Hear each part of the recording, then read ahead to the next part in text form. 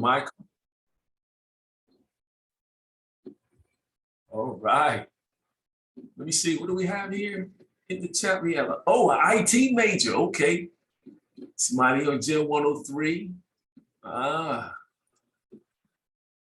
IT majors. Okay. Smart folks here. BA in Healthcare Administration. Sci 207. Ooh. How you like that Sci 207? Science class, information literacy. Great combination. That's wonderful. Yeah. Health information management. Okay. Oh, we got a psych major in here. Gotta love it. Psych major is gonna be analyzing all of us, right? You'll have a lot to analyze with me. I just want to let you know. Cyber data security. Oh, that's like a gigantic field right now. Gigantic field. Healthcare administration. Good job. Major in history. Okay. So do you want to be a teacher? Who's that? Zachary? Major in history, or is it another aim that you have? Just curious. Slide through. Zachary, you can unmute if you want to answer that. Okay, oh, sure, he already wrote. I'm sorry. I do eventually, but oh, you're going to work in museums. Well, that's wonderful. That's wonderful. We have to connect him with Iris's daughter. I think she does something with history and museum art and things of that sort as well. All right. Hey, you guys, we went ahead and started the recording piece here. I'm going to keep watching the room because we still have a couple folks still joining in. So just, I didn't make a PowerPoint or anything or do anything real formal because I just wanted to kind of just if you're going, I'm going to code shift it. That's all right. I just wanted to kick it with you for a little bit. Is that okay? You know, so, you know, we welcome you to the university. You guys got this message because you're part of, what do we call it? The center. Say the name for me, Dr. Bao. Yes, we're here, Academic Engagement Center, and we oversee general education courses. But still, we want you to meet with faculty at program level. Right. So I always just call it the center, and it's actually called the Academic Engagement Center. That's too much for me to remember, so I just call it the center, right? You know, but so you got a message because you're considered classified, I guess, in that area somewhere. And what we're doing is we want to connect you guys early in your work here at UAGC with some of the faculty that are, you know, teaching the major courses, some of the majors that you'll go into. So what we'll do is we'll do one of these each month, and it'll be a different person each month. You know, that you can kind of hear from them, ask them questions, things of that sort, and we can kind of connect you further along in your program than you are right now. So like today, all I'm going to do with you today, and I'm going to ask you guys some questions. Hopefully you'll unmute and talk back to me and things of that sort. But today I'm just going to kind of tell you a little bit about my story, just kind of start off with. So I believe really that education is the only institution that brings opportunity 100% of the time if you embrace it. I think in our society right now, education is that thing. You embrace it, somehow you're going to grow from it. It's going to do something for you. And I kind of saw that firsthand.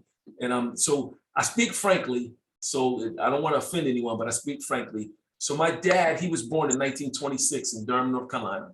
So he lived through the Jim Crow laws and the whole, the era of the Willie Lynch papers and, you know, segregation, all that stuff, went to segregated schools, you know. He told me all kinds of stories about having to go to the back door and all the kind of things that went along with that. He lived through the Great Depression and fought in the segregated Navy, you know, but he went on to get his degree. Now, he got his degree in my lifetime. He was 40 when I was born, right? So he got his degree in my lifetime, and then he got his master's and his PhD. I watched him do all that. And every time he got another degree, something changed in our quality of living. So when I was young, the youngest, we lived in the projects outside of Philadelphia, right? Urban, hardcore. The pictures you have in your mind, that's what it was, you know. That's what I came up in. And as my dad began to further his education, he got some different opportunities. And of course, we kind of moved out of the projects. We didn't move to a much nicer not university community, but it wasn't the projects no more, right? So we had some different opportunities. But my dad told me this one story I want to tell you, right? And he told me that so his mom died when he was 4 years old, and his father remarried a lady, I call her Grandma Selena. I didn't know that that wasn't his actual mom until after she died. I mean, I was a grown man before I knew that, right?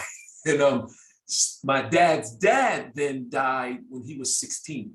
So Grandma Selena and his older brothers and sisters, you know, stuck together as a family and raised them and all those kind of things. But when he was, you know, young, he was super poor. So what they had to do at that time was help out with the family. So he got a job, you know, after school. He was the second to the youngest. It was him, and then his baby sister had died. And so, you know, they all took care of him. They wanted him to stay in school, get his high school diploma and everything. So he found a job after school at a construction site. So you gotta remember, this is back, say, like 1940, maybe. So they didn't have those pumps. If you know anything about construction now, you know how they pump the concrete up to the different floors. They didn't have that. So they had what they call mud boys. And the mud boy, it was their job to get the cement, put it in the wheelbarrow, and wheel it up the ramps to the men who were laying the bricks, right? So it was usually the older Black men who were laying the bricks. They were more skilled, and it was mud boys like my dad, high school, you know, waiting outside. Somebody said they've been a mud boy before, waiting outside the fence, you know, for a job, you know, to carry the mud. So what would happen is the older Black men, when they was going to run out of cement, they would just kind of lift their head up and say, mud, put their head back down and start working. Now, if the mud boy didn't see the mud, didn't hear that, then the older Black man, they would get all upset. Hey, boss, this boy over here not doing his job. He's talking, playing around. I need mud. How I'm gonna lay bricks if he don't bring me no mud? Come on, boss, what you gonna do about that? You know, they make a big deal over it, right? So, you know, the foreman would do is fire the mud boy, because there was dozens of them outside the fence waiting for an opportunity, right? So time came, as you know it would. My dad was kicking the willy bobo with his friends, talking, supposed to be watching for and one of his people asked for mud and he missed the call.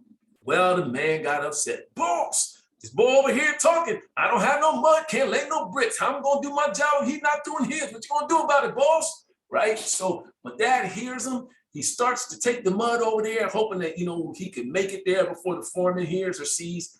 Well, the foreman, who my dad never said his name, he's always referred to him as the white foreman, right? That's how he referred to him. My dad probably told me this story 20 times, right? He's always just said the white foreman, right? So foreman calls him over. My dad thinks he's gonna get fired. He got his head hung down. Foreman did something strange. He asked him a question. He said, what you want to be when you grow up? And my dad didn't have an answer, shrugged his shoulders. So the man said, well, looks like you're about ready to finish high school. Don't you think you better figure out what you want to be? You got to take care of yourself, don't you? My dad, yes, sir. He said, well, let me ask you this. He said, you know, look up there at all them working. Right? So he looked up at all the people working. He said, you want to be like one of them doing all the work? Or you want to be like me, you know, telling them to do the work? So at that time, my dad wouldn't answer, because if he said, I want to be somebody telling him to do the work, then he would have been seen as uppity, right? And could have got himself in trouble or his family in trouble. That was just a social time, right? So the man said, it's all right, go ahead and answer. And he said, I want to be like you, boss. I want to tell people what to do. He said, well, look up at them again. My dad looked at him and he said, well, what's the difference between them and me? So my dad put his head down real fast, because he definitely wasn't going to answer that question, right? Right. So the man, you perceived that what dad was thinking. He said, well, besides the fact that they're Black and I'm white, right? You know, tell me what's the difference between them and me? And my father shrugged his shoulders, and the white foreman said, I have an education and they don't. right? So he said, if you want to be one of those folks telling people what to do, then you got to figure out how to get yourself educated. You understand? My father said, yes, sir. And the man said, well, what you waiting for? Get on back to work, right? So my father told me that story probably 20 times in my life. He's dead now, but about 20 times probably in my lifetime.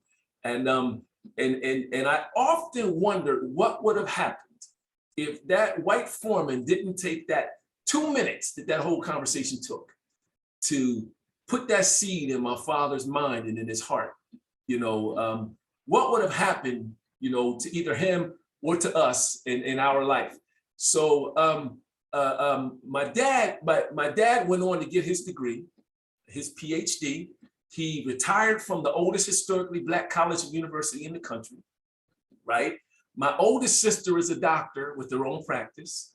My middle sister is a project engineer. She owns about 70 properties in Chicago, and I get to be an educator.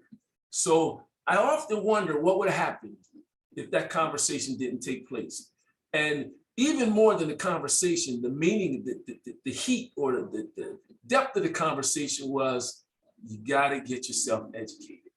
Now, it took my dad some time after that. Like I said, he was 40 when I was born, and I remember him getting his bachelor's degree. So it took him some time, but he never gave up, and he did. So I tell you that story to say to you that, this thing's important. It's life-changing. And it may be slow and it may be frustrating, but don't give up. I guarantee that it's going to bring you some kind of return. You're going to get a return on your investment with education. One of the only, I think, guaranteed investments that we have in this time. So, after telling you that story, you would think that, I would have did well when I went to college, right? Well, not so. I graduated from high school. What happened is my dad, when he moved us to a small Black community that was surrounded by a larger white community. So we got to go to a really good high school in Pennsylvania. It was called Nether Providence High School. It's called Strathaven now. It's like one of the top 10 in the state, right? So I got a really good high school education. And then I got a scholarship to go to a place called Lincoln University. The scholarship was from NASA, right? You're supposed to do 3 years there and 2 years at a liberal arts, engineering school, and you get a dual degree, a liberal arts and engineering degree. Well, I did my 3 years at Lincoln. I did it in 2 because there wasn't no reason to go home. All the girls were on the campus. It was all the food you can eat. You had your own dorm and no parents to bug you. What was I going home for, right? I stayed, just did all I need to do. I transferred to Penn State, and I got on Penn State's main campus, and I lost my little mind, man. I forgot why I was there. All I saw was opportunity. And I was there, this was 1986, to tell you how old I was, right? And they won the National Football Championship that year. I don't even remember most of that year, right? I just lost my little mind. I can't even tell you. And it wasn't that the courses were too hard, it was the social. I couldn't handle the social. I was just immature, right? So long story short, they put me in a co-op to try to save me. So co-op means they got me a job working in engineering to try to get me refocused. And I did well at the co-op, so well that the co-op asked them, could I stay a whole year instead of just a semester? So I did that, and I went back on campus. When I got on campus, now I thought I was the big man because I had a chance to work as the co-op, and I really didn't do any work. So long story short, my scholarship that I had from NASA, I fell below the GPA more than once, and I lost the scholarship. And I remember the conversation when I went in the room, the dean, and it was funny. I don't know if you've ever been to Penn State. It's like a city, right? Just the campus. At that time, I think it was like 39,000 students at that time. It was a real large campus, and about 2,500 of the students up there were African-American at that time. So they called me. They sent a note to my class because we didn't have cell phones and all that stuff. They sent a note to my class to come see the dean. Now, who does that on a college university, right? So I go over to the dean, and I remember the conversation. He told me what had happened. I already kind of knew. And he said, listen, you didn't lose your scholarship, son. He said, you gave it away. And I'll never forget that conversation. Like I gave that away. Now, I didn't understand the magnitude at that time, what it really meant. I was still a young boy, you know. But this one thing I did know, I could not tell my dad. So I left out of that office and went to the Marine Corps recruiting station and joined the Marines right away, right? I hung out on campus until it was time to go to boot camp. And I told my dad the day before I was going to boot camp that I was going. Long story short, I come out of boot camp. I had some college. They helped me in the Marine Corps to kind of finish up my degree and things of that sort. And I ended up back at Naval Sea Systems Command, working as an engineer, you know, for a minute. So it was a long journey for me. And there were some ups and some downs. And I don't always tell everyone that story because most people, they kind of look at you side eye when you say, man, I jacked that scholarship up, but I did, you know. And this is one of the things I do know before, and I'm talking a lot just to kind of let you kind of hear that some of the folks that you might think are super accomplished, you know, we have a story too, you know. I climbed up the rough side of the mountain too. And the deal is this, the mountain was not rough. I made it rough, you know, so I get that, you know what I'm saying? So I try to say that to encourage you because I noticed with a lot of my students, I've been at this university for about 9 years now, that a lot of my students are what we call post-traditional students, meaning, you know, you're over 22, 23, you know, you have some children, you're paying some bills, you're doing some things, you got other obligations in your life. And that's okay. And I tell you this because I think that my story is about resiliency. You know, just keep going, just keep pushing, you know, a little bit at a time, a little bit at a time. And before you know it, you know, you'll reach your finish line and there's a whole new world of possibilities open to you. So I just want to kind of share that with you a little bit, you know, and then here I am, end up being an educator, right? You know, because it's funny to me because I'm going to tell you this, I really don't even like school. I don't like the thing about school itself. I love to learn and what school means and can bring to your life. But I mean, but who wants to read stuff and write papers? I mean, you know, you know, it's a necessary experience that we have to you know, go through to get to where we're trying to go in. So what I've learned to do was to enjoy the ride and what I learned, you know, along the way and how I can use what I'm learning to accomplish what I want to accomplish for me. So I'm gonna say one more thing. Then I want to ask you guys a couple of questions, if that's okay. I want to say to you some tips or some things that you might be able to use to help yourself be successful and remain successful in your courses. And I'm saying this to you from a guy who doesn't really like school, and from a guy who, you know, I just told you I flunked out, you know, I mean, I flat out flunked out. Just, I don't know how to say it any other way. It was embarrassing. It wasn't because it was too hard either. I mean, I liked it. I liked it. What I just was lazy and you know, undisciplined at the time. So here's what I found works, and not just from my experience, but from the years I've spent at this university. And I did a study where I studied 1,300 men of color that were each sat in your seat in our university. And they shared with me some of the things that they do to get successful, to be successful and to remain successful in their courses. So what I'm saying to you comes from all of that. You know, what those folks told me, what I observed from my own students, and what I had to do to bounce back, you know, from my own, you know, dilemma. So here they are. The first one is create sacred time. So, oh, I didn't even tell you this. When I went on to get my PhD, I had got accepted to a place called University of Penn, really prestigious school. I started my doctorate there. Around the same time, I got a promotion to a full principal of a building, which meant I could not leave the school the time that I needed to leave to do my studies at University of Penn without taking time, you know, like vacation time or whatever. And the assistant superintendent at the time did not approve that time for me because I was brand new in that promotion. So I went to Capella University. Online, found that university. I went online. This one didn't exist yet. I went to Capella and I did my PhD, finished it off. What I did was, because I had the job as a principal, I have 5 kids in the house and a wife. So my life, my life was full. I don't know which one was the most demanding, but they all were. My life was off the chain, man. I mean, I was a principal. It was a middle school. There were 1,500 students in the smack dab in an urban arena.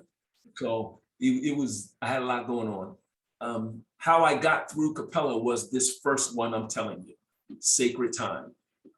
So I set time aside. I think it was Tuesday night and Saturday. Those were the 2 days that I could give. And I did, you know, I spent that time Tuesday. Everybody in the house knew, you know, that's Dad's time, leave him alone. You know what I mean? And I spent that hour and a half, 2 hours, whatever it was that I was going to do. And then I had time Saturday that I did. And that's kind of how I got through my degree. That's worked for me. And then the men of color that I studied, it also worked for them as well.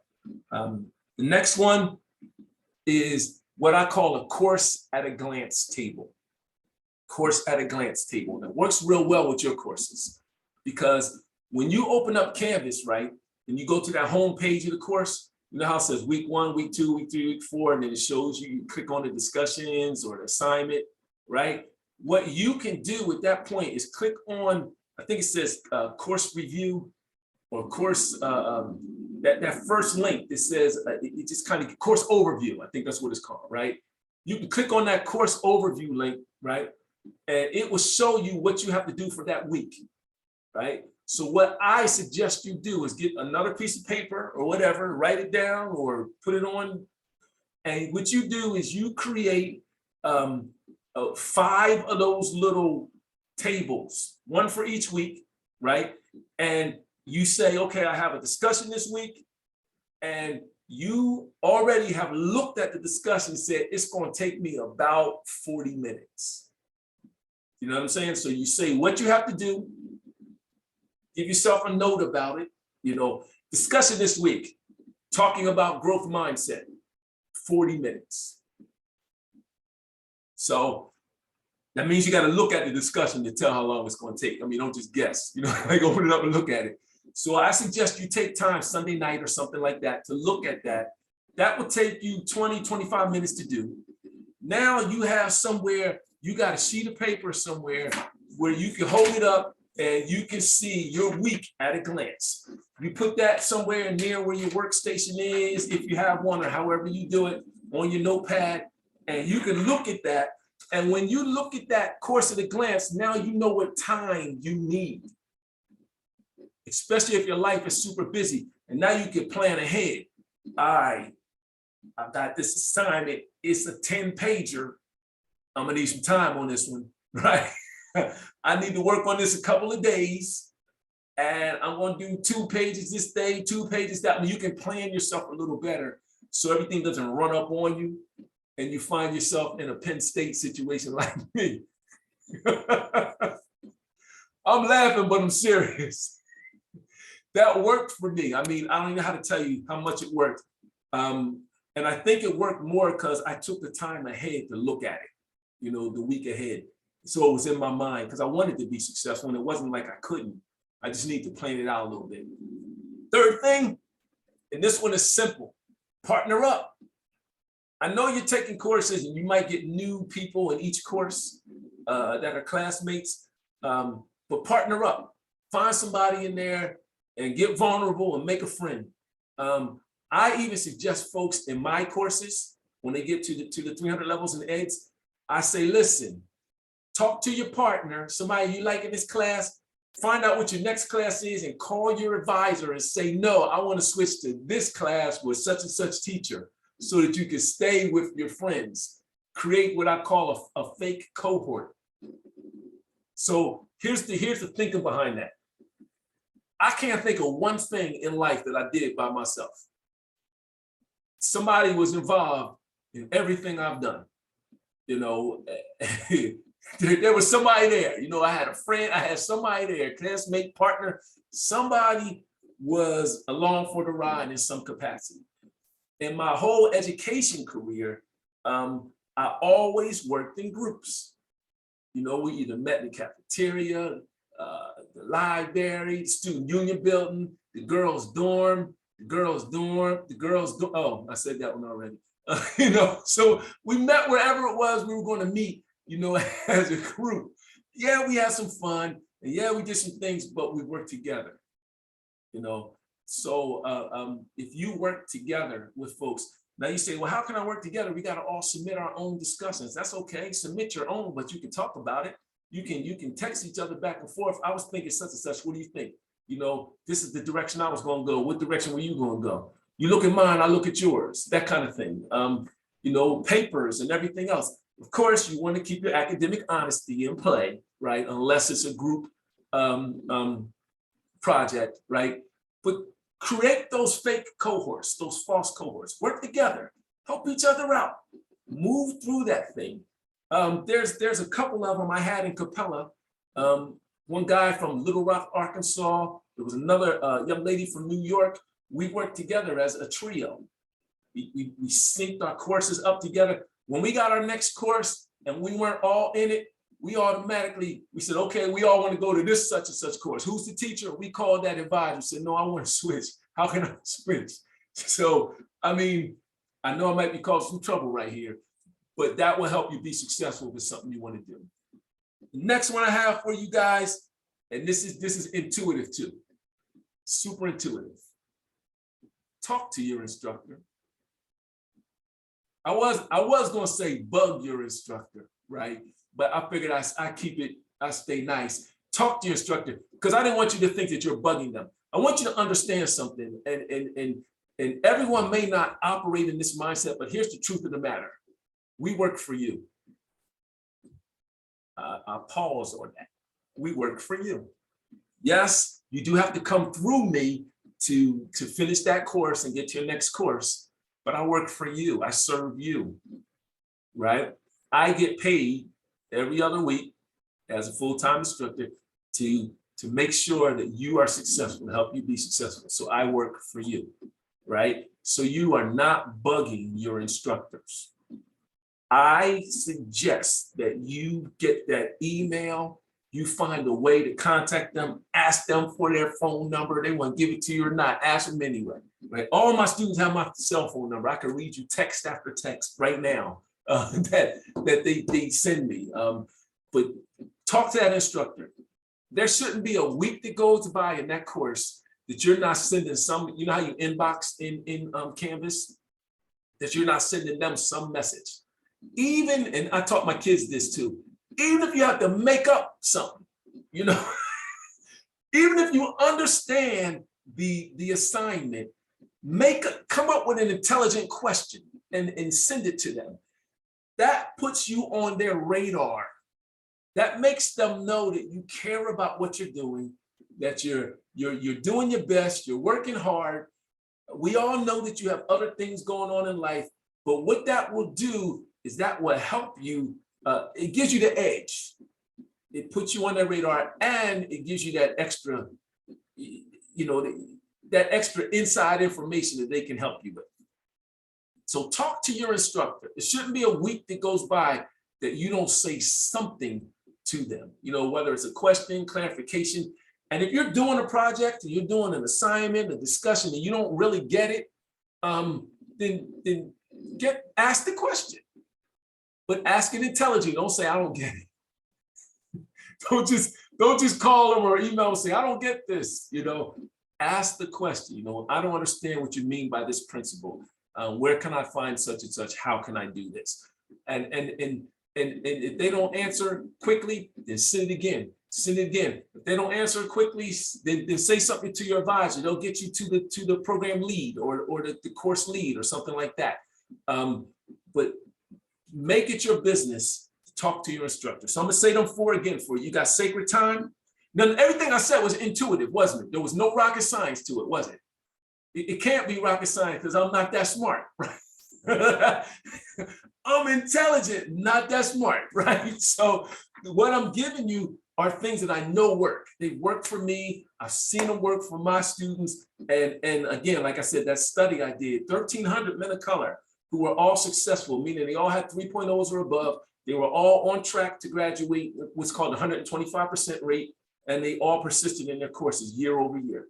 So these work. Sacred time. Block that sacred time. Talk to your loved ones. Talk to your family. Talk to whoever. Get that sacred time down. Now, I know some folks have swing shift and your shifts change. You try to, get your time as much as you can in a consistent manner, right? That course at a glance table, super powerful. Planning ahead is what that is.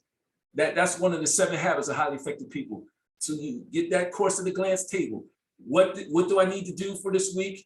Exactly what is it in 1 or 2 words? And then how long do I think it's going to take me to get it done? You can look at that. Boom, I'm good for the day. I know what to do, right? Partner up.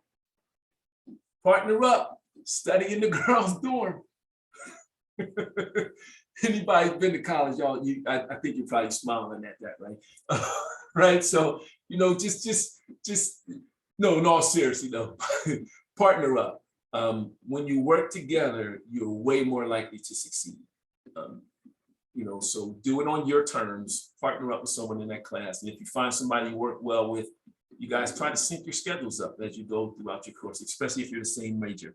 And then finally, talk to your instructor.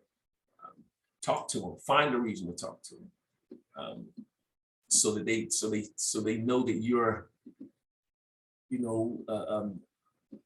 engaged in this and that you care about this. That puts us on point. That puts us on our toes, because now we know you're watching because we work for you. All right.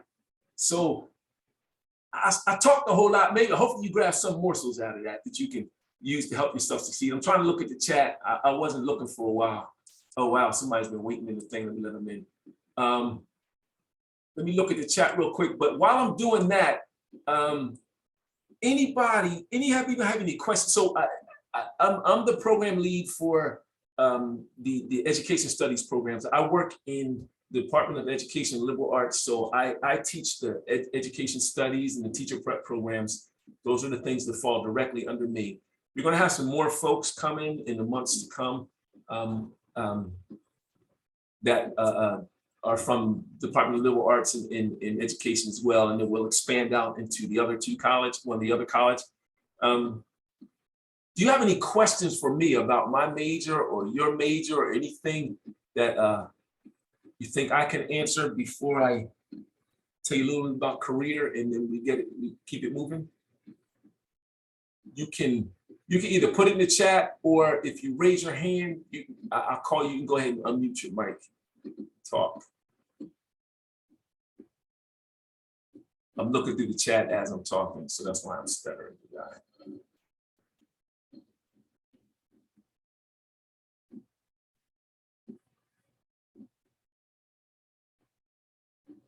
Okay, I see where Dr. Bal said they try to follow the general ed recommended sequence. Your advisors know that, so it's more likely for you to meet your cohort. If you follow that sequence, then she's saying that you'll see the same people in your courses, and that can happen more naturally. And you can work together, help each other out. Because some of you are going to be better writers, some of you are going to be better researchers, and that's just kind of the way it works. So you put your skills together, and everybody eats, right? Let's see. Sometimes my assignments are an hour or 2 hours late. This is a problem for me due to my job hour. So again, and I don't know if, is it Mahali? Am I saying it correctly? Yes, it's Mahali. Okay. Oh, I like that, Molly. So that's going to depend on your instructor. I can't answer for the instructor, but what I will say to you is if you let them know ahead of time, I'm working, this is going to, be an hour or two late. An hour or two late should not be an issue Okay. for for an instructor. Right. It's like when I get off, my job is very demanding. And sometimes I get off of work at 6, but sometimes I stay working until 8 or 9. By the time I drag around, trying to rest my eyes, right? Because I sit in front of the computer for 8 or 9 hours, probably a little bit more longer than that. But by the time I get to my assignments, it'd be 10, 11 o'clock, and I'd be feeling bad that I have to turn my assignments in, and there's a lot of reading, a lot of researching. So yes. So that's one of the reasons that fourth thing I told you, talk to your instructor. That's why that's Yes. so important and helps so much, because then they see you as a human being. So because right now you're on one side of the computer and I'm on the other. And unless you've actually gone through this, like I did a degree online, right? So I kind of know that life doesn't stop just because you're in school, Right. So talking to them ahead of time will be super, super helpful. Dr. Bao, you have your hand up. Yes, and if I may add here, news tip number 2, have the course at glance table at hand, because that's a brilliant idea. I'm just so excited to hear that.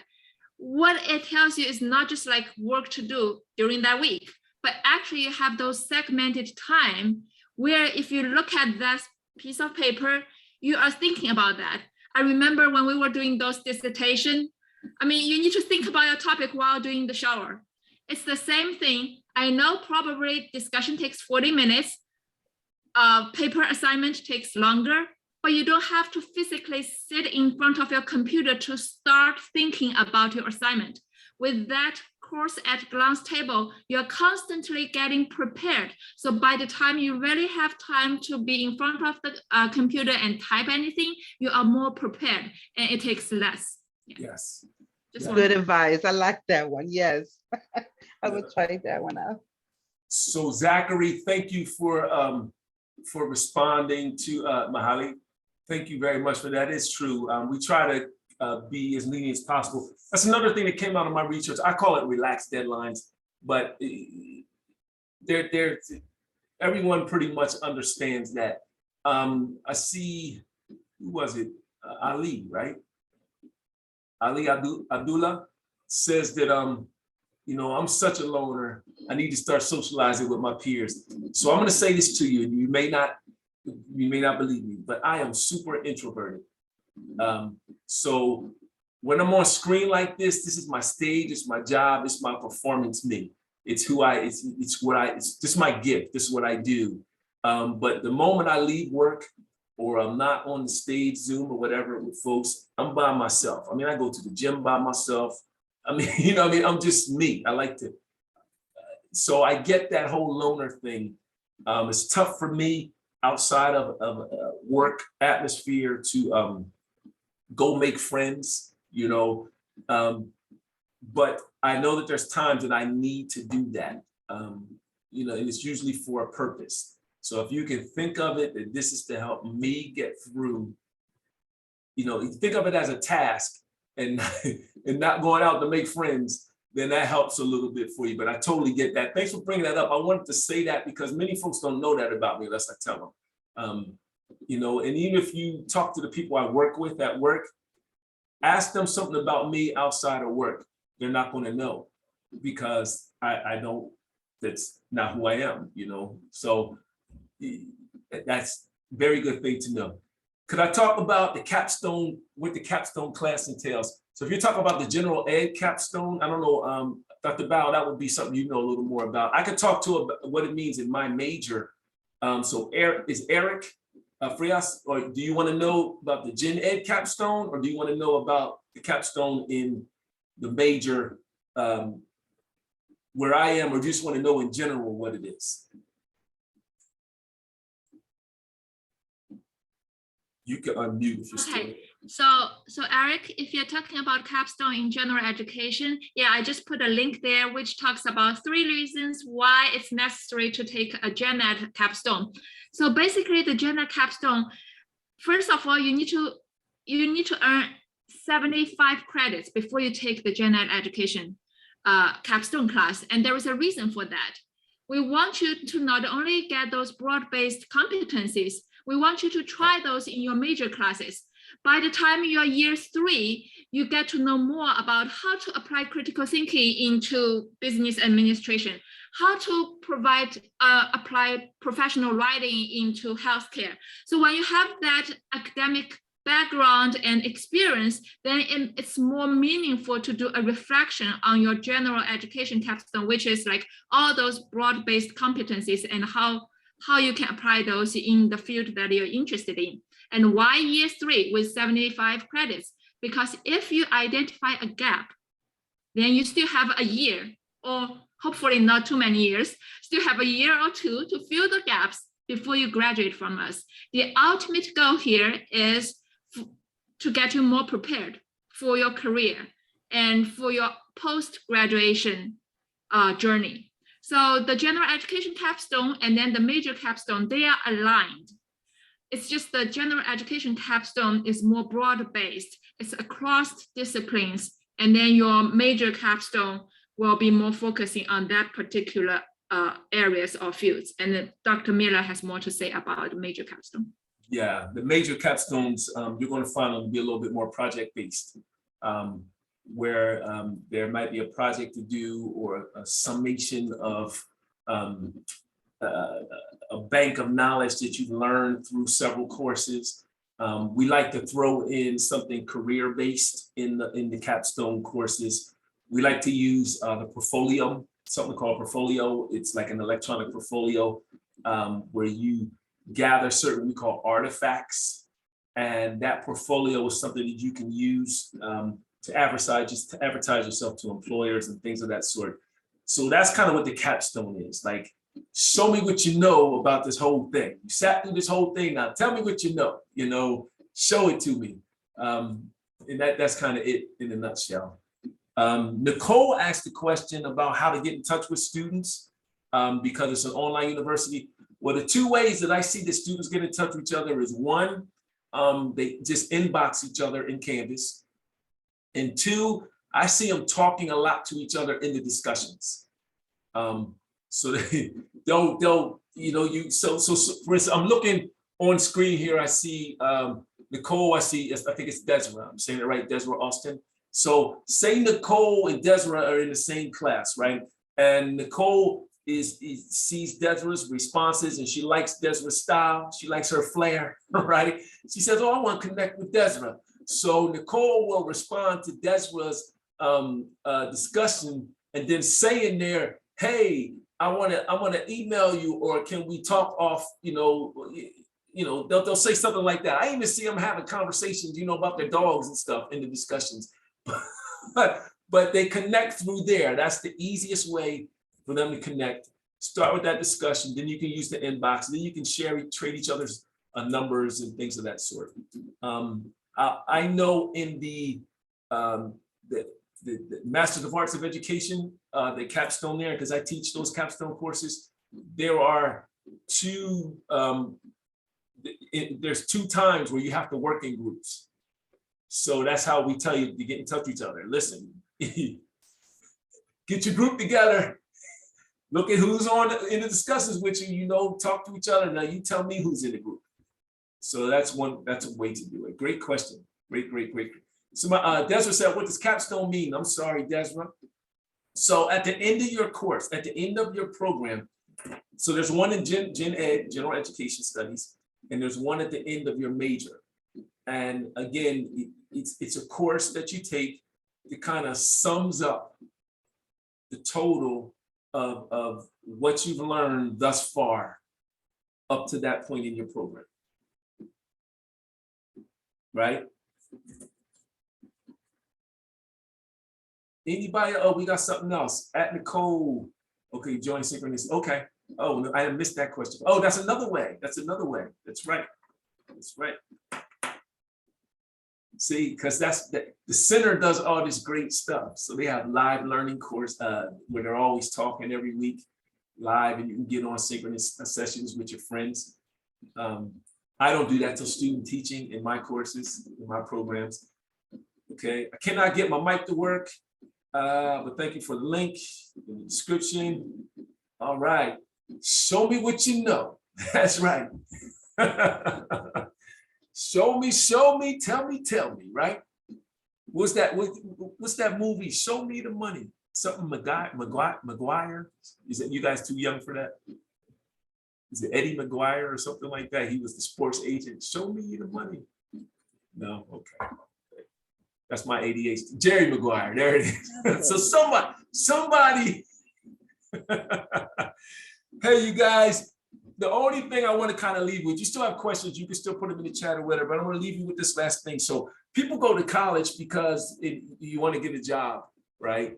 Or you want to advance your career in your, wherever you're already employed. So you're doing, most people that I know, 99.99% of the people that I know don't go to college just because they want to know something. That's usually the folks that do their postdoctorate work. Right, like Ming Zen, she has like 9 doctorates. No, I'm just kidding. Most folks, they want to do it so they can, increase their quality of living and open up some opportunities. So some of the things I like to always tell students to keep, these are some of the things you want to keep in mind as far as your career preparation. So early on in your degree program, because it's going to go fast, that's right, lifelong learner. I'm a lifelong learner. I'm learning something every day. I'm married, so my wife teaches me something every day. Right? So today I didn't make the bed right. No, I'm just kidding. So shadow someone. What do I mean by that? Career professionals, they love it when someone contacts them and says, hey, I'm in school. I want to be an accountant. I want to be a nurse. I want to be a doctor. I want to be a teacher. I want to be actuarial science. I don't know, whatever it is you want to be. And you say, hey, is there any way I can shadow you or learn from you? Now, they may not have the opportunity to let you come in and follow them. Some of them may. They may say, hey, yeah, you can come in and follow me or talk with me, and they'll show you around, and so you'll know a little bit more about it. But I don't know one professional that won't respond to you and give you some meat about that profession, that career. And many of you already work in organizations and you're doing your degree. If you go to someone in an organization who already knows you, they already have a buy-in to you as a human being, and you say, hey, I'm doing this degree in such and such. What actually do you do? Tell me about it, show me. I'm not a betting man, but I'll put money on it because I like it. I'm too cheap.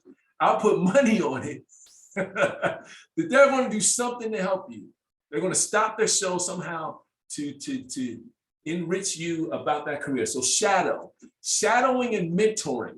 You can kind of look at them together. Sometimes a shadow might be a one-time thing, where they give you some information, you're going about your business. But that mentoring thing is usually a constant something.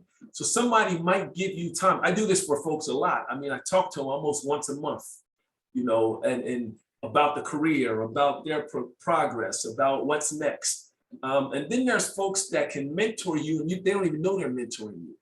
So you find someone to watch, and you just kind of mimic them. I mean, you follow their stuff. I don't want to say stalk them, but it's like a professional stalking. It's like you join their LinkedIn account. You join, different things. Hey, how you doing? We got 2 people on that screen, Rashad's screen. So, is that your daughter? Yo, Moot, I was going to say hi. I like it when daughters and sons come. That's who's next. Next generation. Oh, she's saying hi back. Or he saying hi back. How you doing? So that mentoring piece is something you want to look for. You know, you can be mentored from someone and they know it, or you can stand back and watch someone and learn from them, see their moves and the things they do, and just mimic them, or do the opposite of them if they're doing something that you don't want done, right? Another thing you can do, and I told my daughter, my youngest daughter, she's the one that listened to me, is internships. If you have time in your schedule to do an internship, find out if there exists. Some of them are paid, some of them are unpaid. My daughter did an unpaid internship while she was in college. She also worked at the shoe store all the way through college. And when she finished her degree, I kid you not, she got her degree, it was a Wednesday. Her graduation is the winter. It wasn't the one in the spring, it was the winter. And it was a Wednesday. That Friday, she had an offer letter from the company where she had done that internship. It was close to $70,000 coming straight out as a batch. She was making, I was like, you know how long it took me to, I was like, girl. No, I was like, let me hold something. No, I'm just kidding. but Zach, you got your hand up, man. What you want to say?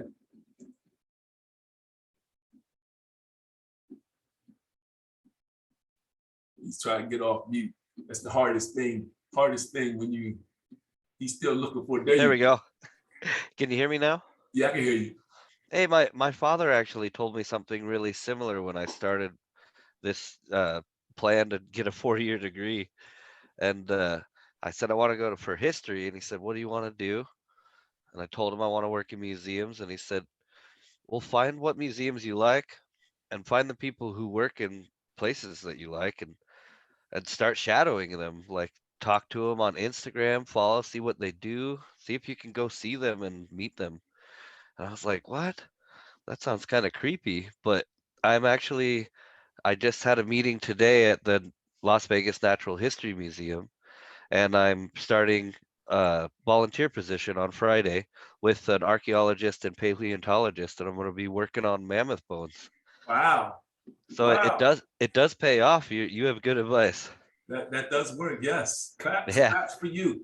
Desra, he just told you how you can shadow someone online. I get LinkedIn messages from folks. I speak at a lot of places. I get LinkedIn messages from folks I don't even know, and I'll never see them ever. I mean, there's probably 100 of them, and I put them all in this. I talk to them once a month. You know, just so folks will do that. Folks will do that, you know, and what Zachary's talking about is even more intense because it's career, you know, straight career focus. Good job, Zachary. I'm proud of you. I'm glad for you, man. Another one you could do is research the field. So if you know what you want to be, you know what you're working for, then research that, man. Get online and learn about that field. Learn about the professional organizations in it. Learn to lead companies. Learn what's new, what's happening right now. What's going on with Congress? Are there appropriations? Is there some type of legal battle? Learn about that field. Like, be able to talk, be able to get on the subway and talk about that field, and somebody else think that you already working. That's, you know, that keeps it in the front of your mind. It makes it a goal. It helps you stay excited about it. Another thing that you could do is target a company. So when I wanted to be an engineer as a youngster, I wanted to work for General Dynamics. So as I was in high school, they didn't have the internet yet. So I had to go to the library and get magazines and stuff like that. And I've got the address to the company and the number, and I was calling them. And I was a high school student. I thought General Dynamics was just wonderful. I didn't even know about it. I never worked there. But there was a branch in San Diego, so I used to ride past there all the time. Say, hey, I used to want to work there. But learn about the company, learn about a company, target a company. You'll learn what that company's doing. It will, again, keep you educated about that career, and it'll keep you focused, and it'll keep you motivated as well about it. Ooh. And let's see, I don't know how long Drusilla was sitting in there in the guest thing, but I just let her in. Another one you could do is target a specific position. So along with me targeting a company, looking at General Dynamics, I wanted to be a civil engineer. So when I targeted that position, I realized a civil engineer There were ones that focused on steel structures. There were ones that focused on land. There were ones that focused on fluids. You know, there was different types of civil engineers. And I didn't know that and wouldn't have known that if I didn't study that career. You know, so when it came time for me to move into that realm, I was like a step ahead of those around me. And I knew exactly what it was that I wanted to do. Now I wasn't disciplined enough to finish it. But Penn State beat me, but that's all right. I often think about going back to Penn State just to get a degree, just because, right? But anyway, learn about that, learn about a specific position. I mean, again, it puts you leaps and bounds ahead, keeps you motivated. And here's the last one I'm gonna tell you, and I'm gonna get out your way. Join a job board. So like there's Indeed, you know, Monster, you know, all the job boards that are there. I'm on one called Higher Ed Jobs. So I get jobs, and you can put your criteria in, you know, bachelor's level, online, you know, willing to move, and it asks you the kind of things that you want to do. And they will, when employers put jobs up, you'll get that notification because you meet those criteria. So start doing that now. And you know what I do? Even though I'm happy in my job, what I do is when I see one that I know I can match, right? I open it up and I read the qualifications. You know, I read what the job entails, the skills they want. A couple of them I applied for. I've been to a couple of interviews. I don't have an intention to take the job, but I mean, it keeps me fresh on my skills, you know, but do that now. They don't have to, you know what I'm saying? It keeps you ahead of the game. And that's how you can start to prepare for after college. Don't let it run up on you. And then you got that 6 months before you got to start paying back the student loans. You know, get ahead of the game a little bit. Those are some of the things that you can do.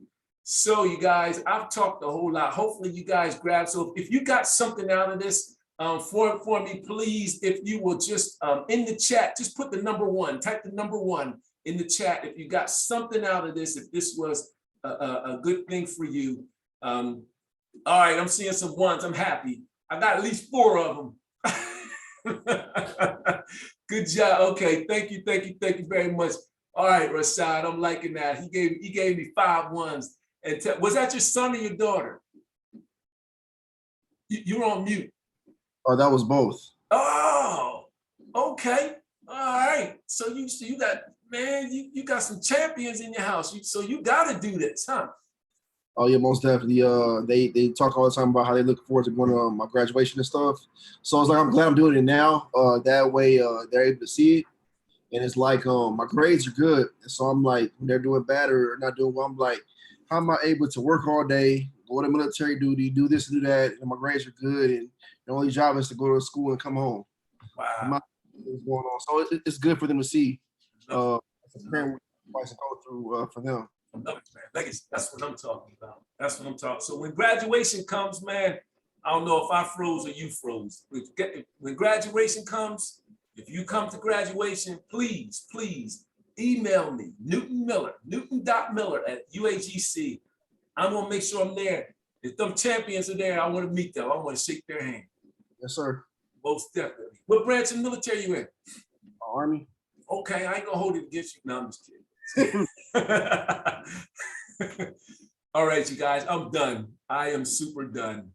That's right. He's a real role model, a real life hero. Many of you guys are. So thank you guys for tuning in. Again, we'll send the invite out for the next one next month. And what we'll do is we'll put who it is on there. It won't be me, it'll be someone else. So you don't have to worry about somebody talking so much. Thank you guys for coming in. Any last questions for me? Desra has a question. Okay, go ahead, Desra. I just wanted to know what your opinion was of, I don't know if you've been to community college, but the difference between like their learning level, like what they're teaching you, but also price wise.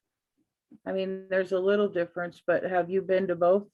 So I used to work at a community college before I came here. I did some math programs for them. So the one thing I know about a community college, I mean, you could probably earn an associate's degree, and you're not going to get the option to do a master's, bachelor's, master's, or a PhD at like you have at the four-year university. Because of that, the four-year university is what's called accredited. It used to be called regionally accredited, but they took the word regionally out. So community colleges, they're accredited by their state in that arena, but it's not a regional accreditation. So what can happen? It can happen for you. Say you did, so the community college I worked at, it was called Harrisburg Area Community College. Say you moved to Arizona, right? And you're at Arizona and you want to transfer your credits to Maricopa Community College, right? They can and cannot take those credits. They can say, they can say, you know, we're two different areas, you know, or they can say, yeah, we can take them. So that's one advantage, one disadvantage. That kind of goes along with that. Usually universities will go ahead and take them because it's a community college. So it's usually a good transition there, or at least some of them, but it's up to each individual university. As far as price, I really don't have an answer for you on that. That's something you have to research on your own. So I don't have an answer for you on that one. Thank you on your input. I really appreciate it. Okay. So the only thing I have left to say, you guys, is this. Anytime you get discouraged, tell yourself, and this is what I do. I tell myself, listen, I'm good ground and everything grows here. And I have to like stop myself, because I joke a lot, but I have to stop myself and really mean it and say, I'm good ground. Everything grows here. So whatever I'm planting is growing. This thing that I'm doing, it will succeed. And I'm telling you the same thing about you. So I hope you grab some more so you can take with you to educate yourself, motivate yourself, and help yourself grow. Make it a great day or not, because that choice is always yours. I'm Dr. Newt, and I hope you enjoyed yourself. Peace and hair grease. Thank you, Dr. Miller. Never hesitate to reach out to your faculty. If they cannot help you, they will get you connected with someone who can help you. Take care. Have a good evening.